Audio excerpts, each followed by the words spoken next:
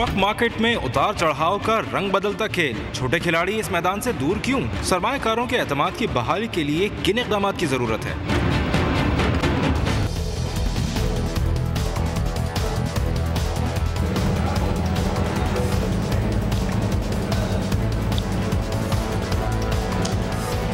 अस्सलाम वालेकुम, आप देख रहे हैं पहला सौदा और मैं हूं रुमेल करन। तो आपको पता है कि हम जुमेरात के रोज़ जो प्रोग्राम करते हैं उसके अंदर हम स्टॉक मार्केट के इश्यूज़ के ऊपर बात करते हैं और काफ़ी ज़्यादा हमें जो ईमेल्स आती हैं उसमें ज़्यादातर ये कहा जाता है कि जो छोटा इन्वेस्टर है उसके काफ़ी ज़्यादा मसाइल हैं। तो इसलिए हम कोशिश करते हैं कि ज़्यादा से ज़्यादा अब हम छोटे इन्वेस्टर्स को यहाँ पर बुलाएँ और उनके मसाइल का यहाँ उजागर करें और साथ ही साथ स्टॉक मार्केट के स्टेक होल्डर्स को भी बुलाएँ ताकि वो उनके मसाइल को सुने और उसका कुछ हल निकल सके और हमारी मार्केट बेहतर की जानिब जो है गामजन हो। अगर हम मार्केट के ऊपर नज़र डाल लेते हैं, क्योंकि आपको पता है कि आज जुम्मे का दिन है, मार्केट का आगाज़ हो चुका है। मार्केट का आगाज़ आज भी हम देख रहे हैं पॉजिटिव नंबर से हो रहा है। इस वक्त अगर KSE 100 इंडेक्स पर नज़र डाली जाए तो 30 पॉइंट का इजाफे के साथ 11,955 के ऊपर जो है खड़ी हुई नज़र आ रही है। मार्केट के अंदर हम देख रहे हैं पिछले 2 दिन से काफ़ी ज़्यादा तेज़ी नज़र आ रही है। ऑल सेक्टर में काफ़ी ज़्यादा काम होता हुआ नज़र आ रहा है। तो हम मार्केट पर भी साथ साथ बात करते जाएंगे और दीगर इशूज़ पर भी हम बात करेंगे कि इन्वेस्टर्स के इशूज़ क्या हैं और इन्वेस्टर क्यों मार्केट में नहीं आ रहा और उसकी मार्केट में लाने के लिए जो स्टेक होल्डर्स हैं कराची स्टॉक एक्सचेंज के, वो क्या कर रहे हैं।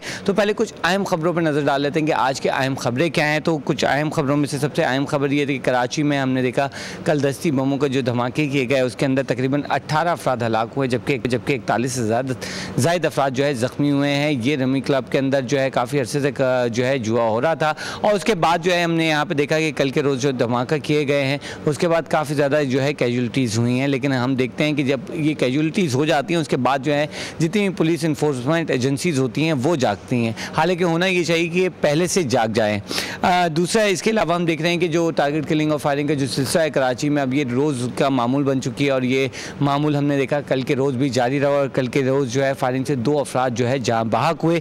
इसके अलावा आलमी और इलाकाई मार्केटों के असरात की अगर हम बात करें तो कराची स्टॉक एक्सचेंज में इसके असरात काफ़ी ज़्यादा बेहतर नज़र आ रहे हैं। मार्केट काफ़ी बेहतर परफॉर्म करती हुई नज़र आ रही है। इसके साथ ही साथ हम देख रहे हैं कराची स्टॉक एक्सचेंज के मैनेजिंग डायरेक्टर की नशिस्त के लिए जो है इत्तेफाक राय भी हो गया है। अब ये अल्टीमेटली इस इत्तेफाक राय से एक अच्छी चीज़ सामने आएगी कि एक ऐसा मैनेजिंग डायरेक्टर सामने आएगा और वो इस तरीके से काम कर सकेगा कि मार्केट की बेहतरी में जो है उसका किरदार अहम हो जाए। इसके साथ साथ हम देख रहे हैं कि कौम के अरबों रुपए लापता बैंकों ने लोगों से वसूल करदा 14 अरब के टैक्स जो हैं कौमी ख़जाने में अभी तक जमा नहीं कराए। लोग कौमी जो जमा करने वाला जो पैसा होता है, जो अवाम का पैसा होता है, वो इसी तरह लूटते रहते हैं लेकिन उनको कोई रोकने वाला नहीं है। खुदा जाने कब इन लोगों को रोका जाएगा।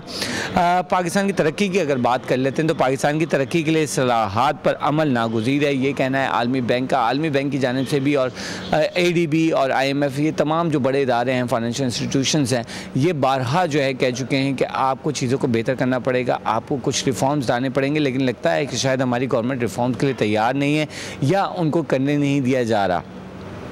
हुकूमत ने आलमी मंडी में तेल की कीमतों में हालिया इजाफे के बाद 1 मई से पेट्रोलियम मसनूआत में 4 से 10 रुपये फ़ी लीटर मजीद इजाफे का असूली फ़ैसला कर लिया। असूली फ़ैसला हम देखते हैं कि हर दफ़ा कर लिया जाता है लेकिन उसके बाद जो है उसके अंदर कमी कर दी जाती है, क्योंकि पॉलिटिकल पार्टीज़ का जब प्रेशर पड़ता है पीपल्स पार्टी के ऊपर तो उसके बाद उनको मजबूरन इसके अंदर कट डाउन करना पड़ता है। लेकिन आजकल उन्होंने बिल्कुल बनियों वाला हिसाब किया हुआ है कि 10 रुपये वो बोल देते हैं इजाफे का, ताकि अगर कट डाउन करके वो कह देते हैं कि जी 5 रुपये कर देते हैं और आवाम को रिलीफ की बात भी उनकी पूरी हो जाती है। और साथ ही साथ हम देख रहे हैं अमेरिका पाकिस्तान को 88 करोड़ $10 देने पर रजामंद भी हो गया है। साथ साथ छोटे ताजरों के मसाइल की जो हम बात कर रहे हैं काफ़ी अरसे से CNBC ने इस हवाले से काफ़ी ज़्यादा अपना किरदार भी अदा किया है। छोटे ताजरों के मसाइल के हल के लिए जो है इस वक्त जो है अब जो चैम्बर है उसके ऊपर काम करना शुरू हो गया और उम्मीद ये की जा रही है कि 2 माह के अंदर जो है जो छोटे चैम्बर हैं वो उनका जो है बनना शुरू हो जाएंगे और वो काम भी करना शुरू कर देंगे। इस हवाले से कल प्रेस कॉन्फ्रेंस भी की गई कराची प्रेस क्लब में।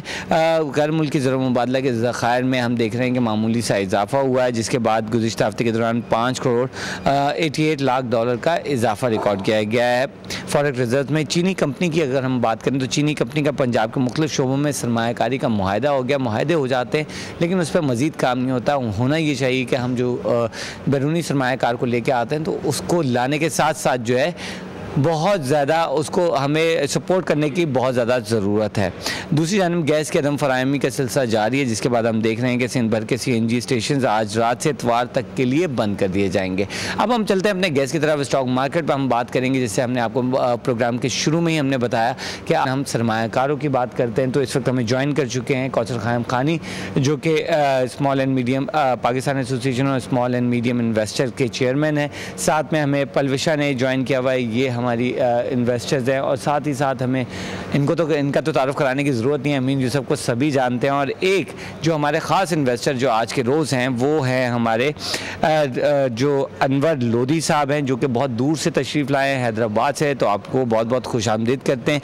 तो मेरे ख्याल में आप सबसे ज़्यादा दूर से आए हैं, आपसे अपनी बातचीत का सिलसिला हम जारी कर लेते हैं।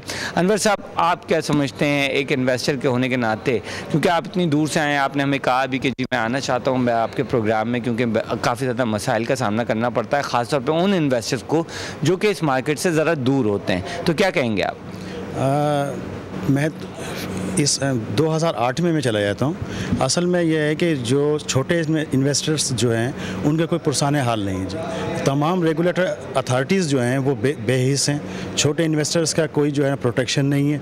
और 2008 में ही इन तमाम औरक़ात की वजह से ही जो है ना वो 5 कंपनियाँ डिफ़ॉल्ट कर गई, और स्टेट बैंक का जो है वो सर्कुलर नंबर 15 वाज़ा है कि जिसके मुताबिक जो है वो कोई भी ब्रोकर जो है किसी भी इन्वेस्टर के शेयर्स के बदले में वो लोन नहीं ले सकता बैंकों से। लेकिन इन 5 कंपनियों के ब्रोकर्स ने जो वो लोन लेकर वो जो है वो खा के चले गए, लेकिन हमारा कोई सुनने वाला ही नहीं है यहाँ पे। ठीक है, आपको सुनने वाला नहीं है यहाँ पे, मैं आप ही का जवाब ले लेता हूँ। मैं आपकी तरफ आऊँगा, इनका जवाब आपने सुन लिया, सवाल भी है जवाब भी है, इसका जवाब दें। देखिए, सबसे पहले ये बिल्कुल सही कह रहे हैं कि जो ये इन्वेस्टर्स के साथ ज़्यादती हुई है। देखिए, इसमें 2009 में जब हम बोर्ड में थे तो हमने क्लाइंट वाइज मार्जिनिंग इंट्रोड्यूस किया। उसकी वजह यही थी कि उस शेयर्स मिसयूज़ नहीं हो, और जो क्लाइंट काम कर रहा है उसी के शेयर्स उसी के अकाउंट में एक्सपोजर के लिए यूज़ हो। अदरवाइज मेंबर या कोई भी बंदा उसके शेयर्स यूज़ नहीं करे, या तो बैंक में यूज़ नहीं करे या स्टॉक एक्सचेंज में भी यूज़ नहीं हो। तो ये देखिए, उस पर काफ़ी रेजिस्टेंस आई थी, वो एक रिफॉर्म था, वो हम लेके आ गए। अब मेरे ख्याल में ऐसी कोई चीज़ नहीं है। मैं इनसे बिल्कुल एग्री करूँगा कि जो अगर किसी मेंबर ने मिस यूज़ किए हैं, लेकिन उसमें देखिए खाली मेंबर स्टॉक एक्सचेंज इन्वॉल्व नहीं है, उसमें CDC भी है। CDC ने क्यों अलाउ किया? देखिए, अगर प्लेजिंग हो रही है, कोई सर्वेलेंस का सॉफ्टवेयर होना चाहिए, ऐसी कुछ चीज़ होनी चाहिए कि अगर किसी क्लाइंट के क्यों शेयर्स मिसयूज़ हो रहे हैं, बैंक में क्यों जा रहे हैं, प्लेज क्यों हो रहे हैं, बैंक भी रिस्पॉन्सिबल है, बैंक ने शेयर्स क्यों लिए। ठीक है, तो ये सारी चीज़ें देखिए मैं बिल्कुल एग्री करता हूँ। देखिए, इन्वेस्टर एक ब्लड होता है, और प्लस ये जो कह रहे हैं अगर कोई चीज़ नहीं है तो कौसर साहब तो है ना इन्वेस्टर्स के प्रोटेक्ट कर रहे हैं, तो उनसे भी रजू कर सकते थे कि इनको कोई इशू आते हैं। और देखिए, स्टॉक एक्सचेंज में भी अच्छे लोग बैठे हुए हैं जो गाइड करते हैं अगर कोई इशू आ रहा है।